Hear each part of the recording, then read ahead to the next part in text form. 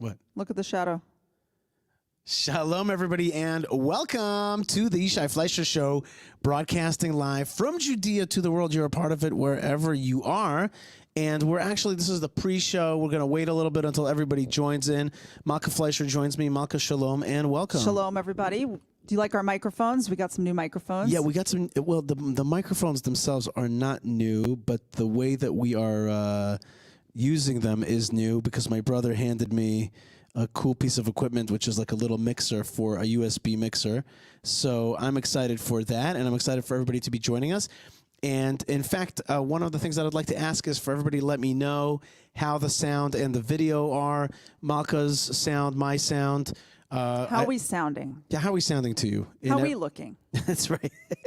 Compliments, welcome. That's right. Compliments are welcome. And Lou says looks good and sounds good. Thank you, Lou. We can always count on Lou. Lou, this is actually a new setup that my brother hooked me up with, and so we're using some of our old mics. One of these mics, this one is from our days at Arutz Sheva. I think it says Arutz Sheva on it. It says Arutz Sheva. You can get it way up close to the camera. Don't tell there. them that. No, I'm sure they're very proud. That's right. To know that they have had their equipment used for such a fine purpose. That's right. And I have a little reverb on this. I like that a little bit. Catherine wants it louder. Oh yeah, she says louder. Hey, does she really? Wow. Really? Okay, that is good. That is good information. I will try louder. Let me know if this makes a difference. Ooh, we got a listener from Kurdistan, Iraq. Salam Ashti. Salam to you, Salam Ashti. How are you, brother? What's going on? What an honor. Yeah, it is an honor. It is an honor. We have a lot of friends. So, Catherine, can you please let me know if that's louder enough for you? Give us the good thumbs up there at Facebook if you can hear the show. And we are broadcasting right now live from Judea. Of course, we are on Facebook and Twitter and YouTube. That's right. So anywhere where you're hanging out. We're not yet on, what are some of the new ones now? Signal? No, Signal is like a WhatsApp type of app. Yeah, I have a feeling soon we're going to be talking about alternative platforms also. Right. No, there's also Telegram, and I don't know Telegram yet. Let me know. I'd like to hear what you guys think about that. Are you on Telegram? Do you like that platform? Yeah, I want to definitely hear. Yes or no? Yeah, thumbs up or thumbs down on Telegram. Are you leaving a WhatsApp? And that's after. Now, for folks outside of the land of Israel, so actually, no, for folks living in the United States, WhatsApp isn't as big. For millions and I think billions of people around the world, WhatsApp is a major communication tool. It's like here how in Israel. you communicate. Right. For example, a lot of times when Yishai, once upon a time, Yishai used to go to the United States to do speaking tours and to meet with people and to get things done for Hebron. And he would often call home on WhatsApp because it's free and all you need is an internet connection. Very useful little platform there, little app. Why don't you sit back a tad, Malkah? Sitting back, okay. Yeah, a little bit of tad. There you go. All right. So it's already 3 minutes in, so it's time to start the show. That's right. Shalom, everybody, and welcome to the Yishai Fleischer Show, broadcasting live from Judea to the world, to you, wherever you are. And you're a part of it wherever you are. Did I say that already? God bless you and shalom. Welcome to Yehuda, right? This is the heart of the land of Israel. This is the heartland, the biblical heartland and the reborn heartland. That's where we're broadcasting from. And thank you for all our friends around the world that are joining us, including our good old friend David Zucker, who's out there. And Lou, we were just asking some of our folks here before the show started if they're moving off of WhatsApp and onto different things. And Lou says that he's on Rumble and Signal now as well. What is Rumble? I have never even heard of Rumble. He put Rumble before in the comments, and I was like, maybe there's something wrong with our sound. Maybe there's a Rumble. There might be a Rumble. That's right. There's a Rumble here. I don't know. Well, there's definitely a rumble in the force, I'll tell you, because this is like the second of 2 wild weeks, basically. People who are listening from the United States of America have their own unbelievable wildness that they're going through with their President Donald Trump, and impeachment hearings in Congress, which are happening right now. If you're listening live, so we don't know what the outcome of that, but if you're listening on podcast, if you're listening to the podcast, you already know basically what happened with the impeachment hearings. We're broadcasting now before the hearings. Here in Israel, however, we had kind of a different headline on our newspapers. And I'll bring out a copy of the free newspaper, which is circulated in Israel. Here it is. Can they see?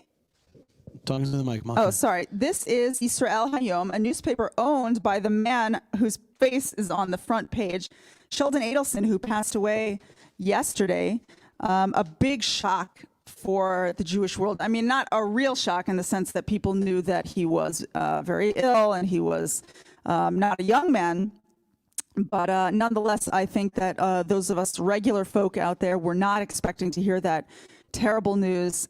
Sheldon Adelson, such a magnanimous giver to the Jewish people, a staunch lover of Israel, a strong activist for the Jewish people, and just never, what I like about him so much is that in a world in which you have to be so careful with what you say all the time, to like the umpteenth degree, you had Sheldon Adelson, who was never afraid to say that he loves the Jewish people, that he loves the United States of America also, and he was a very proud American on top of everything, but that he loved the Jewish people, he loved the land of Israel, that he wanted done for the Jewish people what he wanted done.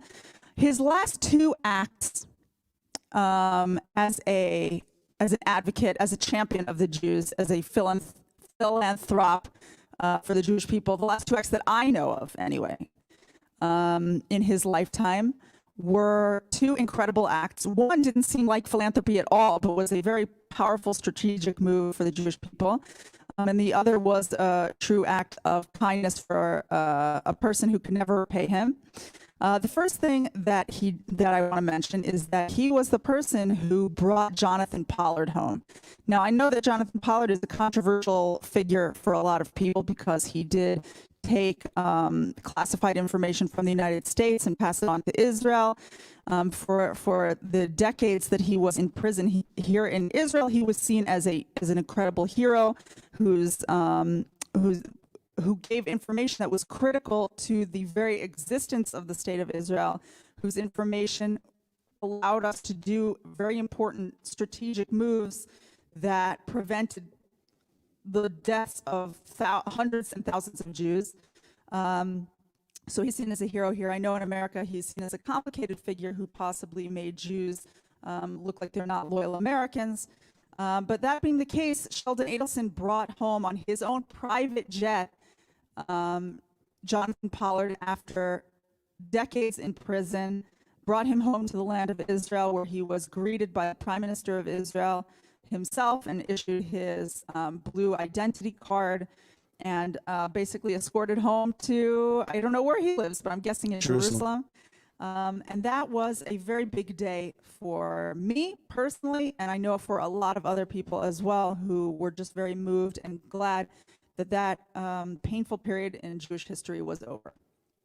The other thing that I want to mention that Sheldon Adelson did just recently is that he bought for an obscene amount of money the former U.S. Embassy headquarters in Tel Aviv. He bought that complex for, I think, $67 million. Okay, that is so much money. I don't know if that's the value of the place or not. My guess is he did not get like a Metsia, you know what I mean? He didn't get like a great deal on that property. And one could bring himself to say, well, you know, it's Sheldon Adelson, you know, he's the owner of the Venetian. He wants like a big fat mansion for himself. He wants like a big empire place where he can put up his Versailles, right? Where he can put up his like great mansion for himself. But that's not why he bought the embassy headquarters in Tel Aviv. The reason he bought the embassy headquarters in Tel Aviv is so that it would become private property, so that it would not be owned anymore by the United States, and so that the Biden administration that is upcoming would have no capability to move the U.S. embassy back to Tel Aviv, even if it really wanted to. To be able to move an embassy is a humongous big deal. Right. And it's kind of way more like a technical thing almost than it is an ideological thing. Can they even physically do it? Could they possibly move the embassy to Tel Aviv? And the answer, thanks to Sheldon Adelson, is they can't, right? He was a big proponent, and he basically pushed President Donald Trump, according to many reports, to move the embassy, the United States Embassy to Jerusalem. He was in the front row when Ivanka, our beloved sister Ivanka, came to Israel to dedicate the embassy along with U.S. Ambassador David Friedman. And these are just a couple of the last moves that Sheldon Adelson did, but he did more things. And if you'll hold the mic, Yishai, for a second, I just want to open up this newspaper. Just for a second, I just want to make sure that can everybody tell me I've made some adjustments to the sound. So just let me know if indeed it's coming in well. And Lou Weiss says video connection is not so clear on both YouTube and Facebook. Maybe it's just me. Ask somebody else. So let me know if the video and the audio are coming in properly. It's very important. We're always practicing with this stuff to try to understand. Hey, look at that. There's a picture. So here, this newspaper, thank you so much, Yishai. Sure. This newspaper is owned by Sheldon Adelson, okay? So in fairness, not every Israeli newspaper look like this today, okay? This is his newspaper. But if you'll notice, they show a few pictures from his life. Here's him and his wife, Miriam Adelson. Dr. Miriam Adelson. Dr. Miriam Adelson. Right. Who was literally his right-hand woman. And here he is with President Donald Trump. Everyone knows that he was a big funder of Donald Trump's campaign. And there were a lot of people on Twitter who really vilified him at his passing, which I find to be kind of sick. But they vilified him at his passing for being such a proponent of Donald Trump and helping him to get into office. So one more time, Yishai, thank you for holding that mic. Actually, people are having some technical difficulties right now hearing us, which is a shame. And they're saying that the picture quality is not so good, which is funny because I didn't mess with the picture quality, I just messed with the sound a little bit. But people are having issues. If that continues, please let me know, and maybe we'll just restart and do it, get another internet wave. Sometimes you need an internet wave that goes with you.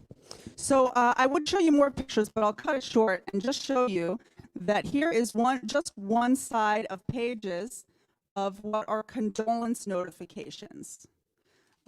This is common in Israel to put into newspapers little messages of condolence to families and taking part, saying that we take part in your mourning and remembering the name of a person who passed away. And here are just some of the names of organizations that Sheldon Adelson supported. The Weizmann Institute of Science. Looks like a lot of people are asking me to reconnect. So I'm not using Wi-Fi. If the folks are asking, I'm using wired connection. So I'm going to break off the show right now. This is a great chance for you to go get some coffee, get a little Danish, and we'll be right back. We'll be right back. Absolutely. All right.